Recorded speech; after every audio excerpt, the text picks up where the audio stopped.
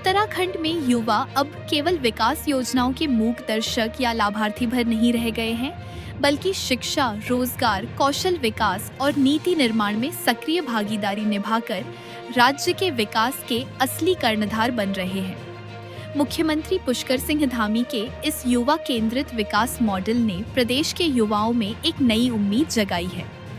युवाओं की समस्याओं और प्राथमिकताओं को एक मजबूत संस्थागत मंच देने के लिए राज्य के पहले युवा आयोग का गठन किया गया है, जो उनके कौशल विकास और सशक्तिकरण के लिए सीधी रणनीति पर काम करेगा।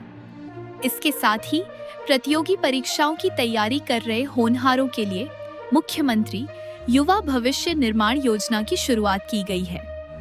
इसके तहत 7 करोड़ रुपए के बजट से कक्षा 11वीं और 12वीं के 10,000 मेधावी छात्रों को मुफ्त ऑनलाइन कोचिंग की सुविधा दी जा रही है।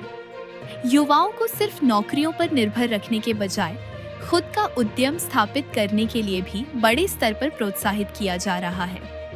18 से 30 वर्ष के युवाओं को IIT और IIM जैसे देश के शीर्ष संस्थानों से मुफ्त ट्रेनिंग दिलवाई जा रही है, जबकि नया स्टार्टअप या स्वरोजगार शुरू करने पर बैंक लोन पर 30% की बम्पर सब्सिडी दी जा रही है। वहीं खेल के मैदान में प्रतिभा का परचम लहराने वाले खिलाड़ियों के लिए भी राज्य सरकार ने संभावनाओं के नए द्वार खोल दिए हैं।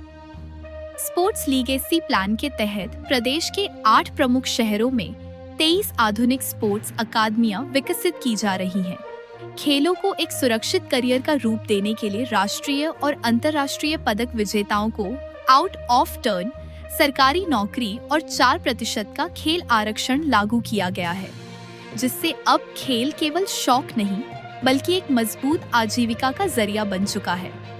इसी के साथ पहाड़ी जिलों से होने वाले पलायन को रोकने के लिए चमोली, पौड़ी और अल्मोड़ा में 3 नए इंडस्ट्रियल पार्क विकसित किए जा रहे हैं, ताकि स्थानीय युवाओं को अपने घर के पास ही रोजगार और व्यापार के अवसर मिल सके। इसके अलावा दीनदयाल उपाध्याय गृह आवास होमस्टे योजना के जरिए ग्रामीण परिवारों को पर्यटन से जोड़कर सीधे कमाई का जरिया मुहैया कराया जा रहा है।